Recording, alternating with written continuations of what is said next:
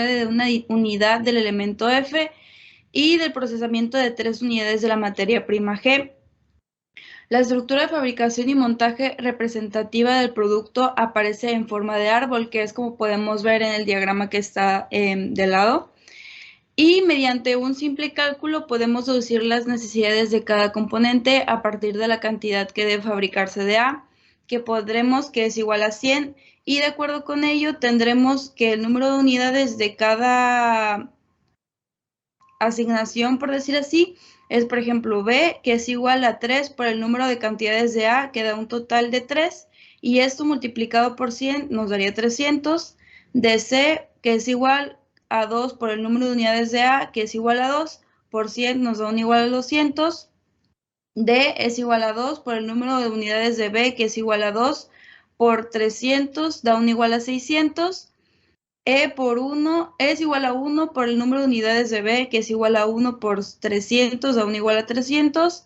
F es igual a 1 por el número de unidades de C, que es igual a 1 por 200, da un igual a 200. Y por último, G es un igual a 3 por el número de unidades de C, que es igual a 3, por 200 igual a 600.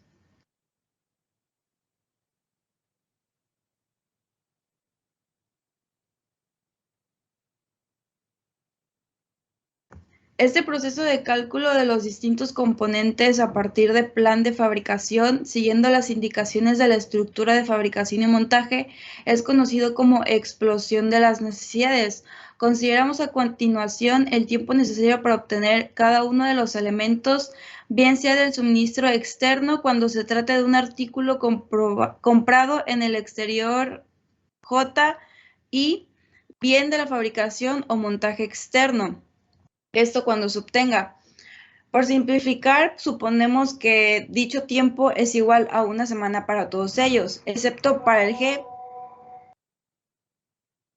en el que se vale 2 semanas. Si conocemos además el momento en el que se desean las 100 unidades de A, podemos obtener la programación de los pedidos de distintos componentes, tal como ilustra la siguiente tabla, en la que se ha supuesto que A se requiere al final del periodo 6. Como vemos, la idea básica de los sistemas MRP no es nueva. Lo que sí es reciente es la posibilidad de desarrollarla a cientos e incluso miles de artículos gracias al empleo del ordenador, lo que manualmente resultaba de todo imposible.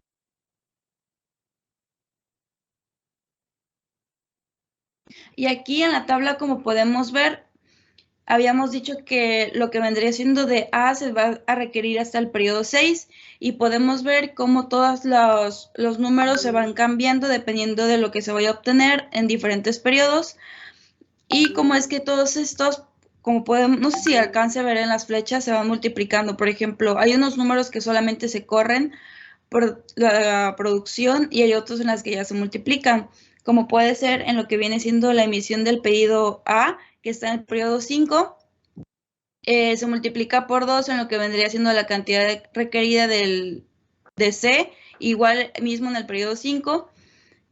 Y, por ejemplo, en la cantidad requerida de B, esta solamente pasa, o sea, hay cantidades que se van multiplicando y existen otras que solamente se van pasando de periodos.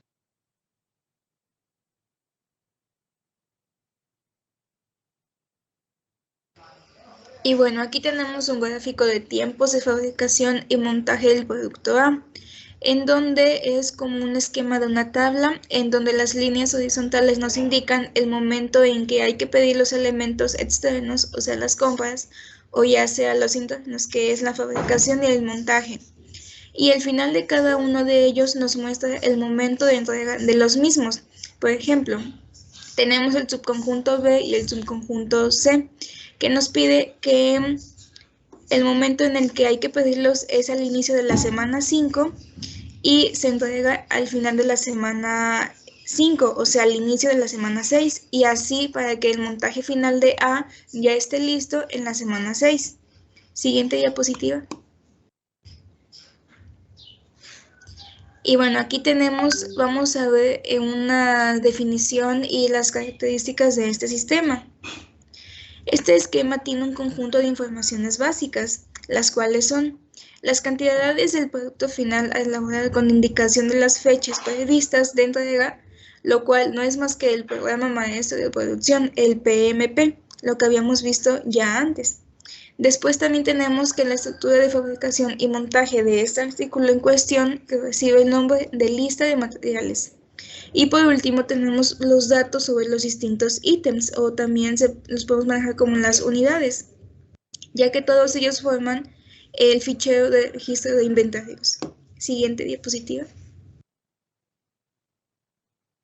Y aquí tenemos el esquema de entradas y salidas.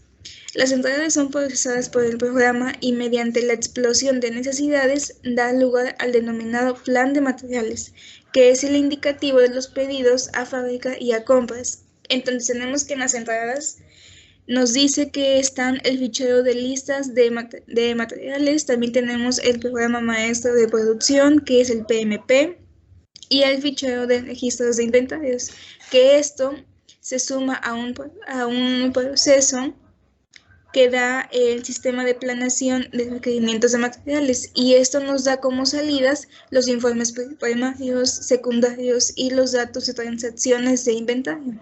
Siguiente.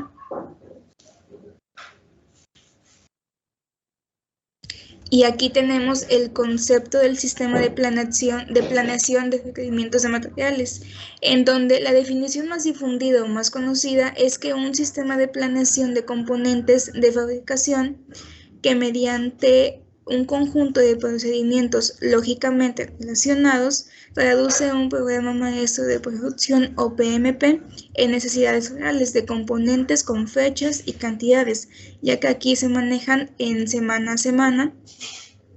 Y también tenemos que en cuanto a las características de este sistema, tenemos, por ejemplo, que está orientado a los productos, dado que a partir de las necesidades de estos, planifica las de componentes necesarios, la de los componentes que se necesitan. Siguiente.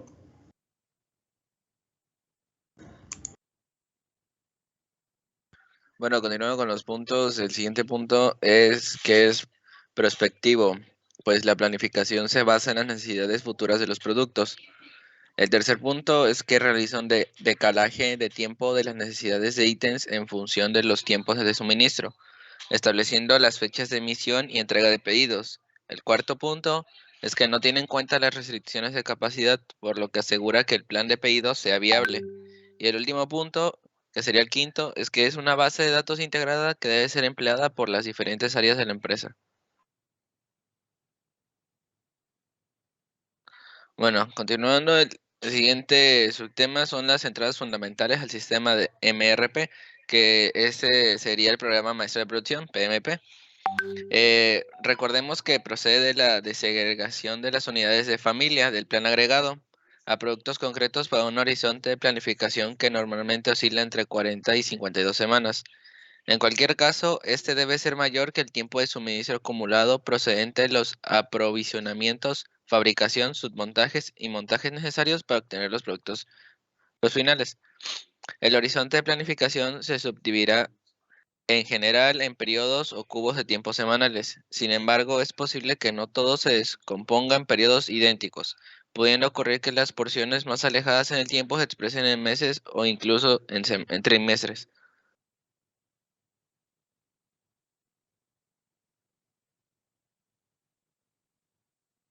Ok, del programa maestro depende la programación de componentes y con ella la del personal, equipos, compra de materiales, etcétera, que son necesarios para llevar a cabo. Debido a ello y con objeto de evitar los problemas que se derivarían de posibles cambios en el PMP, debe intentarse que la primera parte de este permanezca invariable, o como suele decirse en la terminología característica del MRP, firme o congelada. Esta parte suele calcularse sumando los tiempos de suministros más largos de cada nivel de la lista de materiales. El resto del PMP se considera abierto a posibles variaciones. De esta forma, el plan de materiales derivado de la parte firme del PMP también queda congelado, garantizando una cierta estabilidad en el nivel de ejecución.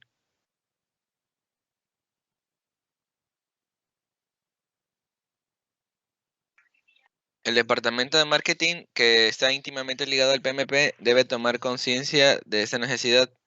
Al transcurrir el tiempo, cada semana que pase provoca la